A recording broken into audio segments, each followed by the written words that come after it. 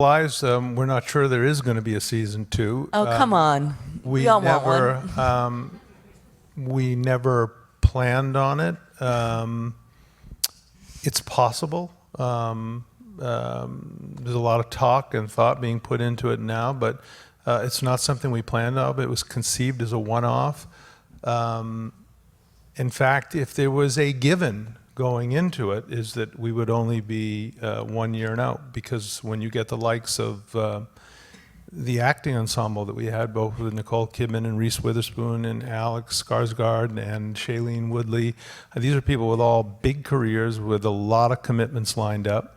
They carved out a window to do this project. All of them had 1-year deals.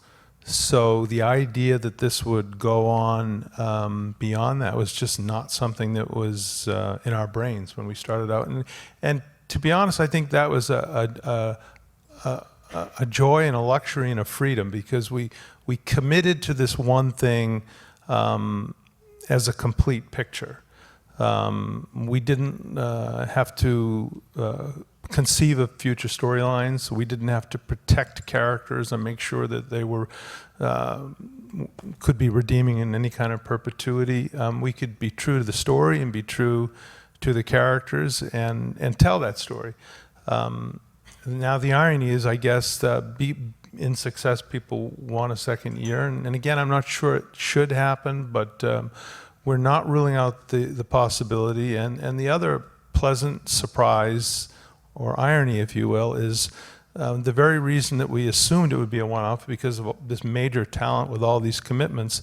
They're at the forefront now of wanting that second season. I think Nicole and Reese fell in love with television, something that Ava was talking about. In television, you know, I've never done films. My wife has, and I've seen that it can be a somewhat nomadic experience. You commit to a project, you shoot the project, and then it's over and you move on.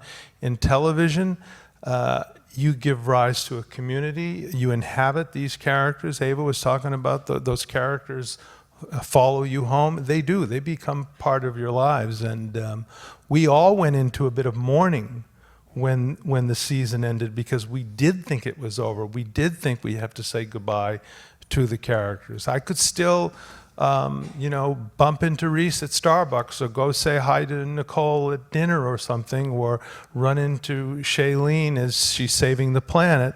But to spend time with Celeste and Madeline and Jane, those people were suddenly gone, and you get laughed at when you say that you're hurting, you're missing them, but they do become part of your lives. And they should. They really should. I mean, the line that most sticks with me as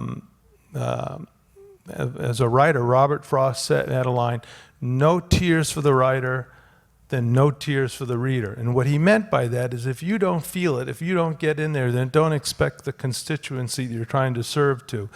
The problem is, when you do commit and you do get in, they do become part of you, and you do miss them. So it's now we have to separate that mourning process from the logistical and practical viability of carving out a second season. Would you be on board for a second season if they came up with an idea?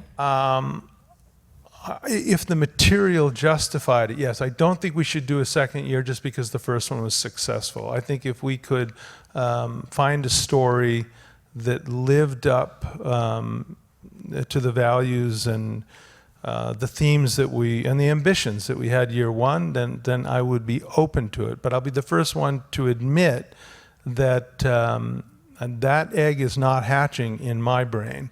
Leon, the Moriarty, the original author, she's obsessed with it, I'm told, and she is digging in, and we're all anxious to see with what comes out of her petri dish. But at the end of the line, you know, it was a joyous experience for all of us.